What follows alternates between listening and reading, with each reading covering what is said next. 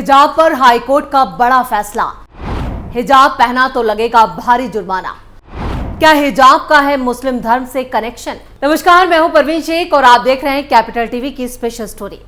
भारत में 20 करोड़ से ज्यादा मुस्लिम आबादी है। दुनिया में सबसे ज्यादा मुस्लिम आबादी वाले देशों में इंडोनेशिया पहले नंबर पर है और उसके बाद पाकिस्तान, भारत, बांग्लादेश, ईरान और तुर्की का नंबर आता है। भारत में मुसलमानों की आबादी दुनिया में तीसरी सबसे ज्यादा है और ये दुनिया भर में सबसे बड़ी मुस्लिम अल्पसंख्यक आबादी है।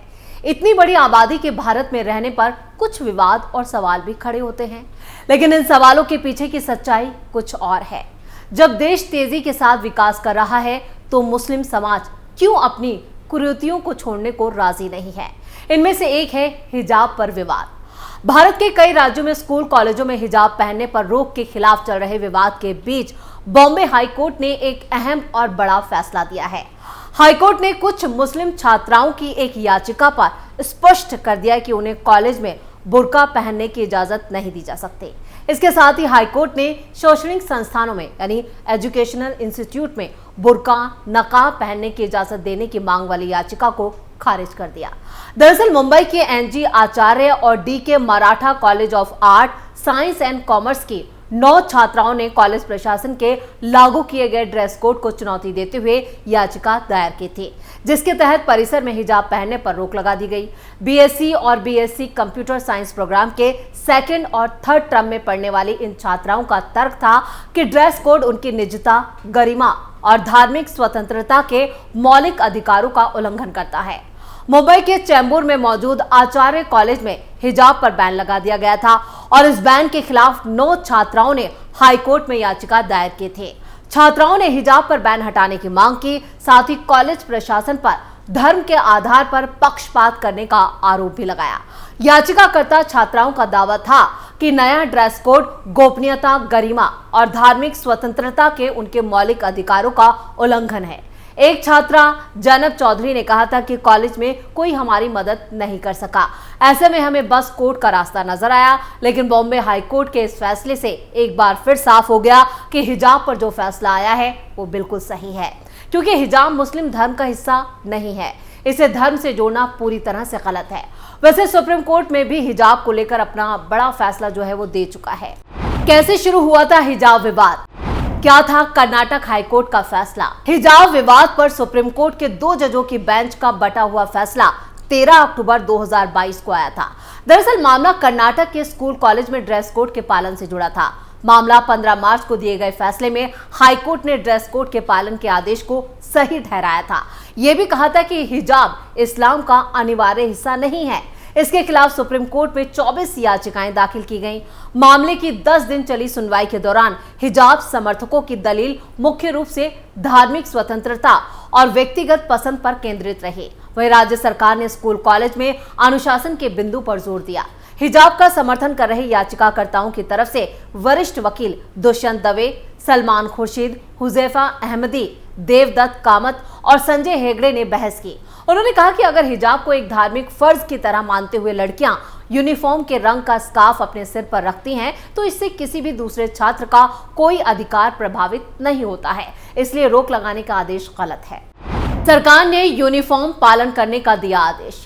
राज्य सरकार की तरफ से सॉलिसिटर जनरल तुषार मेहता, कर्नाटक के advocate general Prabhuling K Navadgi और additional solicitor general KM. Nataraj ने बहस की थी। उन्होंने कहा था कि 2021 तक सभी छात्र यूनिफॉर्म का पालन कर रहे थे, लेकिन 2022 में हिजाब को लेकर पॉपुलर फ्रंट ऑफ इंडिया यानी पीएफआई ने अभियान चलाया। जब मुस्लिम लड़कियों ने हिजाब पहनकर स्कूल आना शुरू किया तो जवाब में हिंदू छात्र भगवा गमछा पहनकर आने लगे। सरकार ने स्कूलों में अनुशासन कायम करने के लिए यूनिफॉर्म के पालन का आदेश दे दिया। सरकार ने यह भी कहा कि यूनिफॉर्म शिक्षण संस्थान तय करते हैं, राज्य सरकार नहीं। इसलिए यह नहीं कहा जा सकता है कि किसी भी कपड़े को पहनने पर राज्य सरकार ने रोक लगाई। सरकार सिर्फ यही चाहती है कि छात्रों के बीच एकता और सद्भावना रहे और स्कूलों में अनुशासित माहौल में पढ़ाई हो सके। कब और कैसे शुरू हुआ ये पूरा मामला? ये मामला अक्टूबर 2021 से शुरू हुआ, जब एक पीयू कॉलेज की कुछ छात्राओं ने हिजाब पहनने की मांग शुरू की और इसके बाद मामला दब गया। लेकिन 31 दिसंबर 2021 को उडुपी के सरकारी पीयू कॉलेज में हिजाब पहनकर आई 6 छात्राओं को क्लास में आने से रोक दिया गया, जिसके बाद कॉलेज के बाहर प्रदर्शन शुरू हो गया और मामला सुर्खियों में आ गया। इसी दिन मामला हाई कोर्ट पहुंच गया था। अब सुप्रीम कोर्ट ने भी हिजाब को लेकर बता दिया है कि स्कूल कॉलेज में हिजाब जरूरी नहीं है। वैसे ये एक तरह से सही भी है। जब सभी बच्चे एक जैसे ड्रेस में हैं तो क्या जरूरत है खुद को अलग रखने की? इससे एकता और एकजुटता पर असर पड़ना लाजमी है। आपको बता दें कि भारत सहित दुनिया के कई देशों में हिजाब पर बैन की मांग होती रही है। इसे लेकर सोशल मीडिया से लेकर कई दूसरे प्लेटफॉर्म पर चर्चा होती रही है।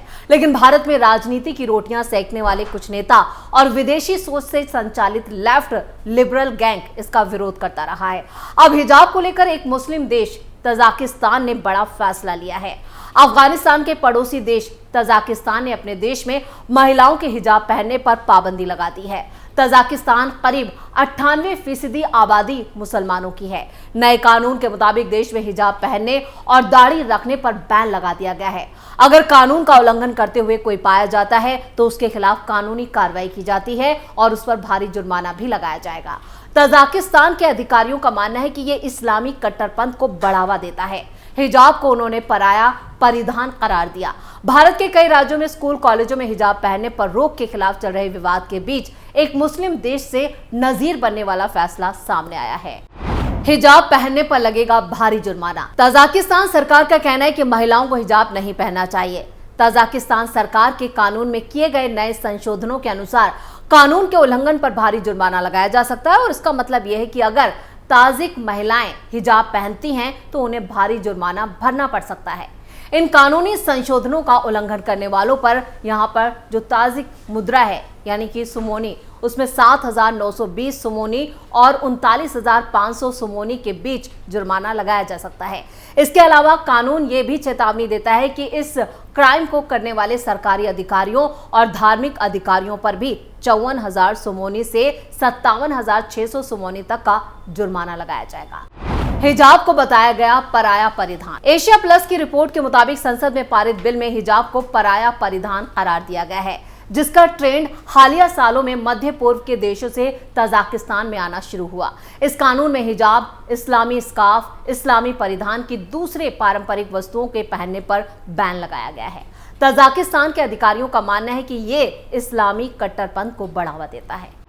साल 2007 से शिकंजा कसा जा रहा है हिजाब पर। तजाकिस्तान में साल 2007 से ही इस्लामी हिजाब पर शिकंजा कसना शुरू हो गया था। उस साल शिक्षा मंत्रालय ने इस्लामी कपड़ों और पश्चिमी शैली की मिनी स्कर्ट के स्कूल कॉलेजों में पहनने पर बैन लगा दिया था। बाद में ये बैन सार्वजनिक संस्थानों में भी लागू कर दिया गया और उस वक्त ये बैन अनौपचारिक था, जिसे लागू करने के लिए स्पेशल टास्क फोर्स बनाई गई थी। अब ताजिक सरकार ने इस बैन को संसद में कानून के जरिए पूरी तरह से कानूनी बना दिया है और सख्ती के साथ लागू करने का दावा किया है। बकरीद में बच्चों के शामिल होने पर रोक। संसद की ऊपरी सदन मजलिसे मिल्ली में जिस विधेयक को मंजूरी दी गई उसमें दो सबसे महत्वपूर्ण इस्लामी छुट्टियां यानी ईद उल फित्र और ईद उल अजहा के लिए बच्चों के उत्सवों में शामिल होने पर बैन लगा दिया गया है। यानी बकरीद की कुर्बानी में बच्चों के शरीक होने पर भी बैन लगा दिया गया है। इन मुस्लिम त्योहारों को ईद उल गर्द के नाम से भी जाना जाता है, जिसके दौरान बच्चों को यहाँ पर लोगों को बधाई देने के लिए अपनी गलियों में घरों से निकलते हैं और यहाँ पर एक दूसरे को बधाई देते हैं। सरकार दे रही है नेशनल ड्रेस को बढ़ावा। रिपोर्ट के मुताबिक हाल के सालों में सरकार ने ताजिक नेशनल ड्रेस को बढ़ावा देने के लिए एक अभियान भी चलाया। 6 सितंबर 2017 को लाखों सेल फोन यूजर्स को सरकार की तरफ से मैसेज भेजे गए, जिसमें महिलाओं से ताजिक नेशनल ड्रेस पहनने की अपील की गई। संदेशों में कहा गया कि नेशनल ड्रेस पहनना कंपलसरी है। राष्ट्रीय पोशाक का सम्मान करें, हमें नेशनल ड्रेस पहनने की एक अच्छी परंपरा कायम करनी चाहिए। इस कैंपेन का समापन साल 2018 में हुआ, जब सरकार ने 376 पन्नों का मैनुअल पेश किया, तजाकिस्तान में अनुशासित पोशाकों की मार्गदर्शिका, जिसमें बताया गया था कि ताजिक महिलाओं को अलग अलग मौकों पर क्या पहनना चाहिए।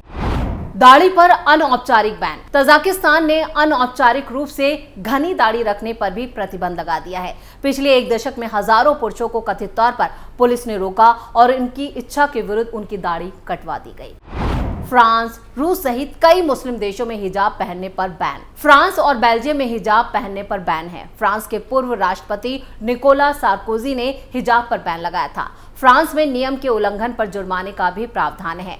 वहीं बेल्जियम ने जुलाई 2011 में हिजाब पर बैन लगा दिया था। साथ ही रूस में 2012 में सार्वजनिक स्थानों पर हिजाब पहनने पर बैन लगाया गया था। इसके अलावा नीदरलैंड्स और चीन में भी हिजाब पर बैन है। अगर मुस्लिम देशों की बात की जाए तो सीरिया, इजिप्ट जैसे देशों के यूनिवर्सिटीज में पूरा चेहरा ढकने पर बैन लगा रखा है। कोसोवो में तो लड़कियां हिजाब पहनकर स्कूल नहीं जा सकती हैं। इसके अलावा ट्यूनीशिया, मोरक्को, अजरबैजान, लेबनान और सीरिया जैसे देशों में हिजाब को लेकर कड़े नियम बनाए गए हैं। तो फिर भारत में हिजाब पर बैन क्यों नहीं लगाया जा सकता? यानी अब मोदी सरकार यानी 3.0 को भी हिजाब पर कड़ा फैसला लेना होगा और इसके लिए मुस्लिम समाज को भी सहयोग करना चाहिए। तो स्पेशल स्टोरी में फिलहाल के लिए इतना ही। वीडियो कैसा लगा कमेंट करके अपनी राय जरूर दें। वीडियो को लाइक करें, शेयर करें और कैपिटल टीवी को सब्सक्राइब जरूर करें। नमस्कार।